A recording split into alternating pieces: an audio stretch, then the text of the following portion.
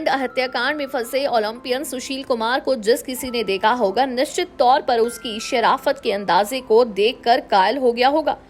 सुशील की ख्याति के बारे में जानने वाले आम लोग उस पर नाज करते रहे, जबकि बहुत कम लोग उसके पर्दे के पीछे का चेहरे के बारे में नहीं जानते। अब लोग जब सुशील के पर्दे के पीछे के चेहरे के बारे में जानेंगे तो उन्हें हैरानी होगी। पुलिस सूत्रों की माने तो पिछले 5-7 सालों से सुशील दिल्ली और हरियाणा समेत आसपास के राज्यों के गैंगस्टरों से संबंध रखता था और कई तरह की अवैध गतिविधियों को चलाते भी थे।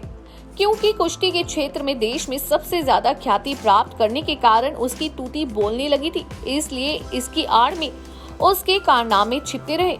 बता दें, कभी किसी ने उस पर उंगली नहीं उठाई, जिसने उठाई उसकी सुनी नहीं गई। छात्र स्थल स्टेडियम को सुशील ने किसी भी तरह के विवादित मामलों को सुलझाने के लिए पंचायत का अड्डा बना रखा था। पुलिस का कहना है कि पश्चिम और बाहरी दिल्ली के साथ ही हरियाणा, पंजाब, इन सभी राज्यों के कई पहलवान कुख्यात लॉरेंस बिश्नोई, काला जेठड़ी, असोदा, नीरज बवाना, सुंदर भाटी, अनिल दुजाना, ये सभी गैंगस्टरों से जुड़े हैं, जिनमें कई सुशील को रोल मॉडल मानते हैं, उससे जुड़े हुए हैं। सुशील खेल की दुनिया से अलग होकर कमाई के मकसद से गैंगस्टरों से धीरे धीरे नजदीकी बढ़ाकर अवैध गतिविधियों में सम्मिलित हो गए।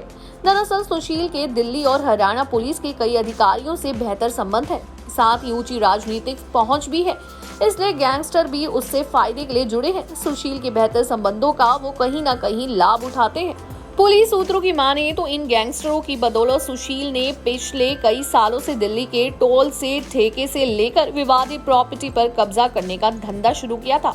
बताया जाता है कि सुशील के साथ रहने वाले पहलवानों ने उगाही का धंधा भी शुरू कर दिया। विवादित प्रॉपर्टी को लेकर जो विवाद खड़ा होता था अथवा उगाही को लेकर सुशील के पास शिकायत पहुंचती थी या अलग अलग गिरोह के बदमाशों के बीच किसी भी मसले को लेकर झगड़ा होता था, तो उन सभी मामलों को सुलझाने के लिए सुशील दोनों पक्षों को मीटिंग के लिए छत्रसाल स्टेडियम बुलाता था। पुलिस का कहना है कि स्टेडियम में कई ऐसे लोगों को सुशील ने पहलवान के तौर पर रहने का ठिकाना मुहैया कराया था, जिनका पहलवानी करने से कोई लेना देना नहीं है। सुशील के सभी काले कारनामे अब तक छिपे हुए थे, लेकिन पहलवान सागर धनखड़ की हत्या के मामले में फंस जाने के बाद अब उसके कारनामों को पुलिस ने उजागर करना शुरू कर दिया है। पुलिस उसके गैंगस्टर से संबंध की पड़ताल करने में जुट गई है। 4 मई की रात पुलिस ने स्टेडियम के बाहर से जो 5 कारें बरामद की थी, उनमें से 2 कारों में हथियार भी मिले थे और इसी के साथ सुशील के साथ अब कई बदमाशों का नाम सामने आया है। और आप देख रहे हैं नेक्स्ट 9 न्यूज और मैं हूं आपके साथ सादिका गौर। धन्यवाद।